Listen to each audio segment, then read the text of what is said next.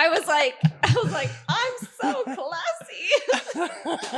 And they put it on it. It's like, what did the followers do that day?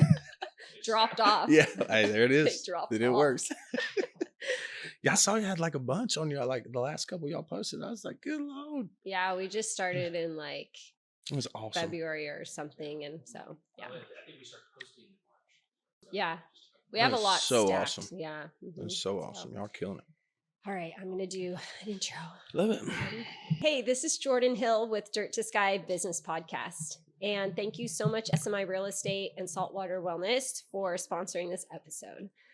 I am extra excited about this episode. I am really lucky to sit here with Brandon Hartt. How are you? How y'all doing? Good. Good. How are you? Good. I'm good. So you are new to Oregon. Yes. Hopefully everyone watching right now is like Googling, like, if they don't already know you. Yeah, I've been here about a year almost. Coming up in about a month, it'll be a year. I love it. Wow. This place is amazing. That's great. So do you want to talk a little bit about what you do for a living? So cool. I'm a country artist. Yeah. Also a songwriter and producer. I work with a lot of different artists, developing and writing, and kind of help with, the starting of the career. Yeah. As well as my own, as much as I can. But yeah. I write, produce, engineer, kind of consult for people, help people with getting started in the music business, getting lined up with labels, distribution. Whatnot. Yeah. So yeah. Wow. It's exciting. Yeah, I bet. No 2 days are the same. No. Yeah, never. Exactly. So where are you from, and what was kind of your story leading up to what you do now? Well, I'm from North Carolina, born and raised. I was actually adopted when I was 4. Okay. I was born in North Carolina and then adopted to a family there in North Carolina. And kind of condense it all. I mean, I picked up a guitar when I was like 8, 9 years old. It had 2 strings on it. And it was actually a Eddie Van Halen guitar, and I found it in my grandma's attic. Don't ask why it was there. And so I take it home with me, and I'm picking on these 2 strings, and my parents hear me like actually carrying tunes, and they're like, dude, what is going on with this kid? I just like, so I got my first guitar. My brother bought me one, and a couple years of doing that, throwing parties, sitting on tailgate, playing country songs. That's where it started. I was listening to rock and roll and a little metal back in the day at that time, but we were drinking beer on tailgates when we were like 19, 20. So that was the place to play songs, and you can't really play metal songs on acoustic guitar. So. Right, yeah. Yeah, it led me in the country, and that's what I've been doing ever since. Yeah. I've been in as an artist about 3 years now, since releasing my first, and as a writer-producer about 10 years. Yeah. It's been a crazy ride. Oh my gosh. What's your favorite thing about what you do? I think playing shows. Yeah. Even though every time I go to play a show, I'm like, oh, another show. But I just enjoy being with people and watching the music resonate with people, and how it connects. That to me is really special. Right. It's nothing like it. Yeah. It's amazing. Yeah. That's awesome. It is. So you started, of course you were playing, you were singing, but so your first kind of paid job was helping to write a song, or how does that start? That was tricky. So I did some demos for people. I think the first one I ever did was for Jimmy Allen. If you remember, I know Jimmy kind of got a little bit of trouble lately, so I don't tell too many people that. But anyway, so I was a demo guy at the time. Jimmy was a new artist. He was coming through Nashville, and he randomly hit me and was like, hey man, I heard, you can write and produce, and could you mix this radio song we're going to radio with? And so I did, and they went to radio with it. And I was like, nobody, I picked this thing up, mixed it for like $50. Yeah. And then it went to radio, and I was like, dude, oh what? my gosh. It was epic. So at that time, did you know that you wanted to be where you are now? I didn't know I wanted to be an artist as much then. I was more, writing songs, sitting on the tailgate. It was kind of just that to me. It's like, how do we talk about dogs and beers and trucks, and it's like, this is cool. But I would say 3-4 years ago I really dove in with a couple friends that were in the music business as artists, and were actually really deep in it, and they were like, dude, you're so talented, you got to do something more than just write. And so that's kind of when I remember as a kid, I always used to stand on our little mantle in front of our fireplace, and I would sing like Elvis. And I would do little Elvis dances before I could even hardly talk. So it was, I think I had that in there. I just didn't know what I wanted to do with it yet. Right. Yeah. So, yeah. Oh, that's so cool. It's just in your DNA. Oh, yeah. Yeah. I love that. So did you have a mentor or somebody that you really looked up to that was like helping you along? In music, well, first it was my mom. Because first, my mom was the one that brought out the first guitar in our family, and she would wake us up on our birthday with good morning. Yeah. And so it was like, I think that's the first thing, I went from there to church and sang a singing choir. I learned how to harmonize, kind of, the roundabout of what music means as far as reading music. And I would say she was the first one to start me out. But then as far as inspiration, the moment I heard a Waylon record, everything completely flipped from metal to country. And I was like, who's this guy? And that's when it changed. So I would say, from the start, hear my mom do stuff like that. But then when I was old enough to actually hear songs, like I said, the moment I heard Waylon, I was like, I want to do that. And it's kind of what led me to here. Yeah. Wow. No. Yeah. I just want to talk about Waylon Jennings now. Love it. Love it. I'm open. What do you think about The Highwayman? I love that album. It's like my favorite ever. Okay. Yeah, I would say that was the number one. When I was 13, one of my good friends, Justin Nance, lived right down the road from me. And he always threw field parties. And he had a collection of all these vinyls. And he had the Highwayman vinyl with the brown, it looked like it was leather. And he actually gave me that when I was, I think it was 13, 14. He was like, check this out. I went and found my parents' record player and put it on. That's how I actually heard the Waylon thing first. Yeah. So I love it. Crazy story. Good. Crazy story. All right. Well, I would be curious, what was one of the kind of the biggest roadblocks or like thing that was, trying to get you down or stop you from following this journey that you had to overcome? Well, that's a hard question. You probably had a few. Yeah, there's definitely a few. I mean, it's just everything from, like when I first started out in it, it sounds crazy, but when you get in it, you don't realize how much alcohol runs the whole music business. And so that was one of those things that I was kind of like, that was a big speed bump for me within the first couple of years of being in and around Nashville. It's like all everybody does is drink. It's like everywhere. And it's just a thing. And so it's like to not have a drink in your hand is, it's like, what am I doing here? So that was one of the things I learned really quick because I didn't come up with that like alcohol problem, but it was just a thing where I was like, oh, I realized this is way too much, And so I had to move out of Nashville for that because I just found myself going right back down the bars and hanging out. And so that was one of the big ones. And then, there's been honestly a couple just people that would come in my life and just want to be like, kick everything over. Yeah. Some people get around you and they see, you try to do the right thing. And I think that's, so I had a couple people try to sign me to, bad deals and do,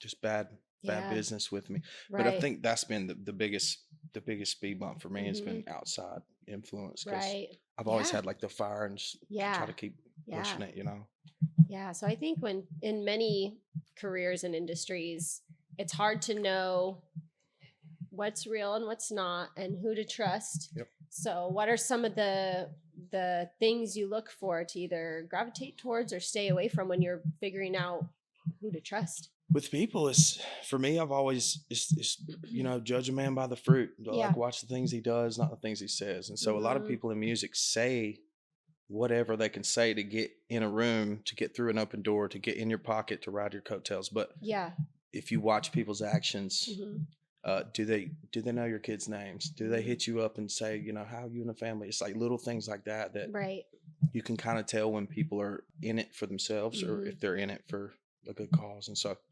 that's my natural filter is I spend a little time around people, and within a little time, it's not to judge people, but it's just like, these are his actions, these are her actions. They don't align with mine, So. Right. Yeah. And it's taken me a while to learn that, because a lot of people, when you're in music, it's like anybody that talks to you about anything, you're like, oh my God, there's a hookup. Right. And so even, even a couple of days ago, I had somebody hit me up about a pretty big situation. I like caught myself like, and I was like, dude, it doesn't happen until it happens. Like it's easy to say those things, but for them to happen. So that's one of those things for me is proof in the pudding. It's how do you act? How do you carry your relationships? How are the people around you? Do you have a lot of friends? Right. Not to judge people, but it's kind of one of those. Yeah. One of those things. And when it's, direction of your life, got to be careful. Yeah, definitely. Yeah. That's the hard part about the business with music is it's really a risky and rough business anyway. So that's been one of the hardest things for me for the last couple of years as an artist, seeing all these things where I'm like, oh, I have no control over that. Right.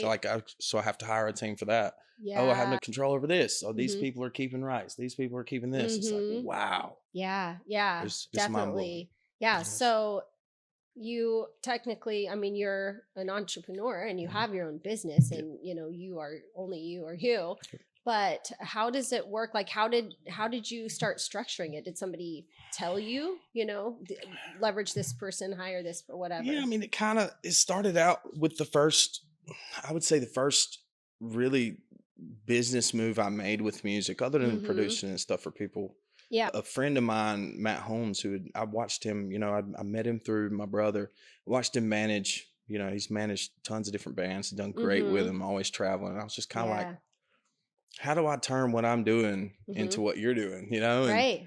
so I hired him, and we've been together for like 4 years. I ended up hiring him as my manager. I signed a record deal at the same time that ended up being a bad record deal. Not necessarily a bad record deal, it's just not one that served me at all. So Matt was my first guy that was like the first honest person that would walk me into a building without charging me money, or that would make a call on my behalf without, and still to this day does that. Yeah. It's great. Still my manager, probably always be. So. Right. Yeah. When you find those people, you gotta stick to them. Yeah. You gotta stick to them. Exactly. Yeah.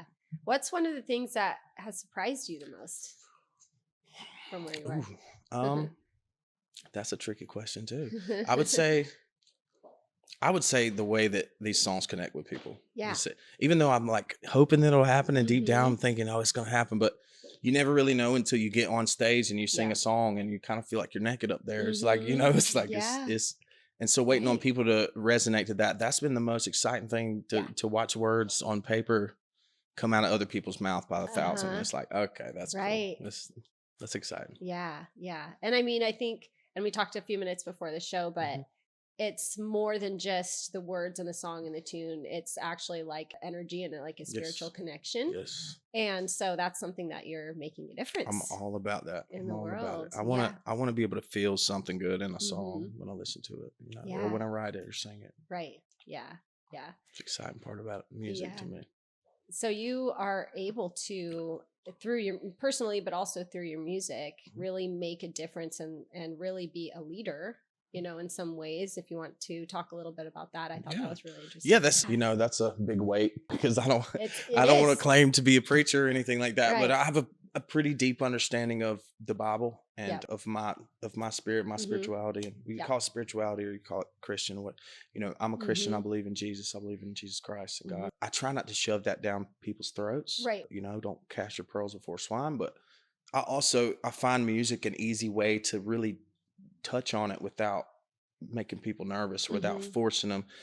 For the song me and the Bandits just put out, The Light, it's a perfect example of what we really, I talked with the Bandits about our life, and we're like, do we want a song that really resonates and like shows people what we're going through and what we what we see and what we feel? And that was the first song that I think I'd really pinned in last year with a band. It was like the first decent one, and I really wanted to put like, that's, I saw the light in the neon. I met God in this old bar stool. It was like, I think a lot of people think you got to go to church to get that. And I don't believe that to be true. So I try to write that into the music so that people can feel it. And I think it resonates with people too, better than, booty cheeks. It's like, that's what I hear a lot of times. It's all booties, and I'm not into that. I like to have some substance. So I think the music for me is the easiest. It's one of the softest places to put a hard message. Yeah. If that makes sense. Really yeah.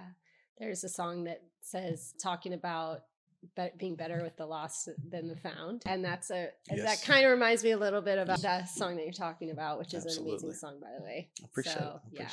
You've been coming out with some really good, good music, and more to come this year. Yeah. I think the next few that I put out, all of them touch on those things. The first EP I put out, there was a couple things that had some good roots, and Paw was one that kind of touched on my family and what I learned from my dad. But these all have a piece of that spirituality in them, and that kind of an eye-opening feeling to like, I'm feeling different things and experiencing different things. And I feel like there's a lot of people going through that. Exactly. So you're obviously doing things differently than most artists. So how do you find kind of the courage to do that? That's hard. I mean, there was a time when I was like nervous and a little quiet about it, but I don't know, over the last couple years, something has just come out of me and be like, dude, this is you. You have to be unapologetic and say your truth, and I don't believe it to just be my truth, but the truth. But I would say, yeah. So with what you do, I mean, of course, there's so much collaboration, and you all are, doing so many different things. Yeah. What does that look like for you? What's the power in that? It's exciting, first of all, because I'm able to reach crowds that I wouldn't before reach. And it's kind of hard to like step outside and yell and get a crowd. So anybody I've done features with, it's been such a blessing for me as an artist, because it kind of gave me a little more of a platform to stand on to help. Because most of the time when I do work with artists, I'm kind of the lead producer, lead writer on it. I come up with an idea, I come up with the atmosphere, everything about it, and then we treat it to them, So like for the Bandits, that song in particular, it was like really a rock metal song when they first heard it. It was not for them.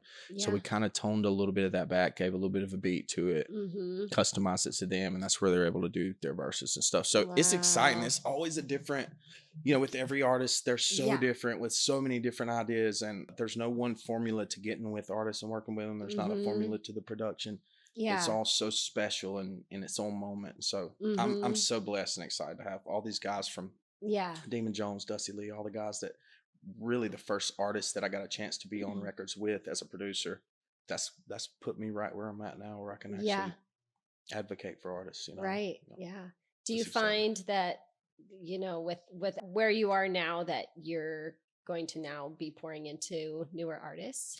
I would say for the next year, it's probably going to be a little more me, because I think I poured so much into so many artists. If you go look up music of mine, 90% of it is features. Right. And so I know for some people their nose up about that. I don't really care. I want to be on music no matter what. Most of the songs are ones I wrote anyway, so it's not like I'm hitting all these guys up. Can I sing on this with you? So for me, I think the next year or two is really about me. It's about dialing in these records, getting my story out, getting my movie put together for this. There will still be other artists in the mix, but I think this is going to be my last like big feature year. These last couple with Demon and Moonshine. It's kind of me closing out the country rap season. Yeah. So at your show, I heard you sing songs that were very different than the ones that you have done with the Bandits and with Demon, which, I mean, such good songs, like, I appreciate it. Always. But what is kind of without giving too much away, like what's kind of your journey of what's next? So this next album has everything from life and death, love and loss. I mean, there's a few different, there's some drinking songs, there's some partying songs. I think one of my favorite on the record it's called High Sierra, and it's one me and a buddy wrote about him losing his father when he was younger. And it's you would think hearing that, you would think, oh, that song would hurt, but it's one of those songs when I hear it every time it grows on me. And that for me, it's like, it's a way to, kind of connect with his father and connect that dot and tell the story that was never told. And so I think this record is more about that than anything. It's about saying what hasn't been said yet, like in a whole nother way, Yeah. That's great. What is it like when, just because many of the listeners are business owners or people that are paving their own way. And so it's very relatable. And what's it been like to, really kind of pave your own road in a way that's, you haven't been there before? Is that scary? Yes, it is. Yeah, it is. Especially starting out, getting out of the deal I was in at the start of this year. I was really, kind of walking on eggshells for a couple of days. Like, I don't know what to do.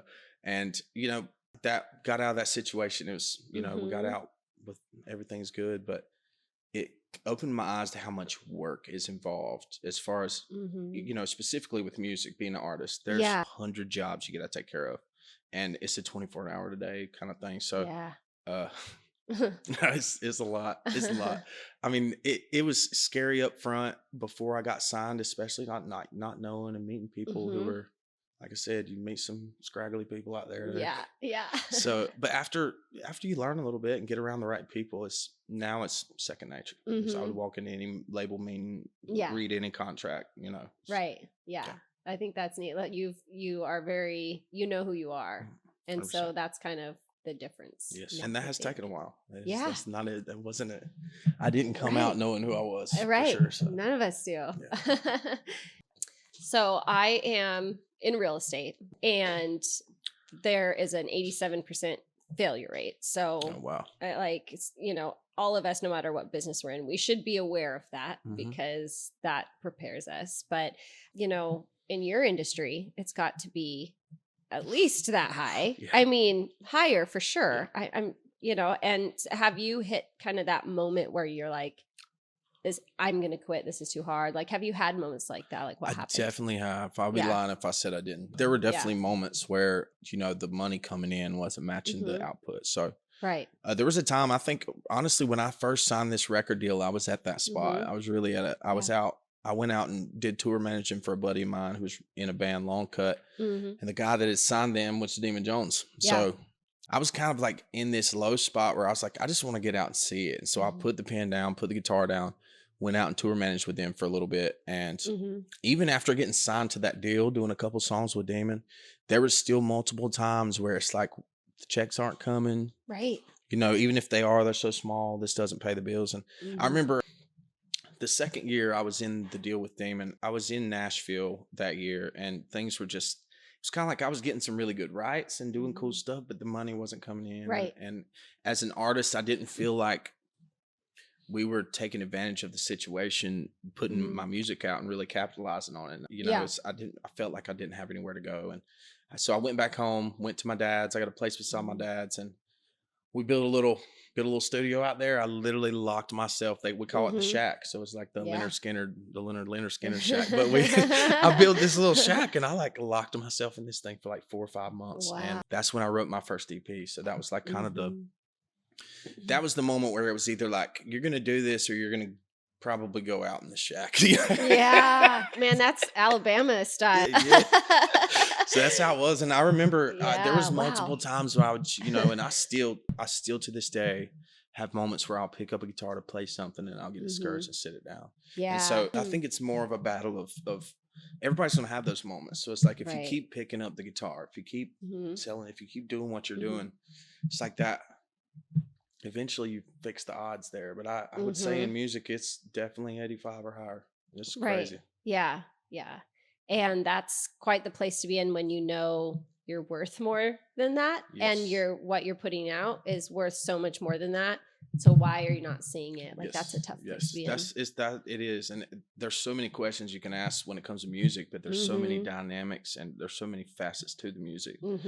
There's like, you can miss it all thinking you know everything. So for a lot of that stuff, you know, I would blame people, you know, blame the label, blame this, that, and the other for a lot of stuff. But it was kind of me withdrawing and being like, you know, this ain't gonna work. I'm not good enough, whatever. And that kind of little bit of play there is what started to show up, and like, well, it's not progressing as well as you don't believe in it. You know, you're not pushing it out. So I learned that really quick. It was like, dude, get out of it. You know, like if you're gonna do it, do it. If you're not, find something else. So I told myself I ain't gonna quit till I get where I want to go. Yeah. That's actually really important. Like, even though, you know, you could, I mean, honestly say that it wasn't your fault, but you still, you just said you still took responsibility for some of it. Whether, you know, you should have been put in that situation or not, you took responsibility and just kept pushing. Absolutely. And so, so I think that's really important. A lot of people that's the only thing that I feel like that's the only thing that ever got me through was like the internal. There was never somebody like, get back out there. It's like, you have to be that coach for yourself sometimes. And so that's what picked it up. That's how I wrote my first EP. I locked myself in that situation. I had a couple buddies that were, you know, my country buddies come over. They never seen songs written. So it was a cool back home experience. I filmed all my first videos there. So it was exciting, but it has its highs and lows. Right. Yeah. How do you get through those lows? Pray. Yeah. Used to it was drink, but now it's pray. Probably healthier in a few ways. That's great. So you just, you know, what you just mentioned, you know, what you used to turn to versus what you do now. What kind of created that switch? Like what happened?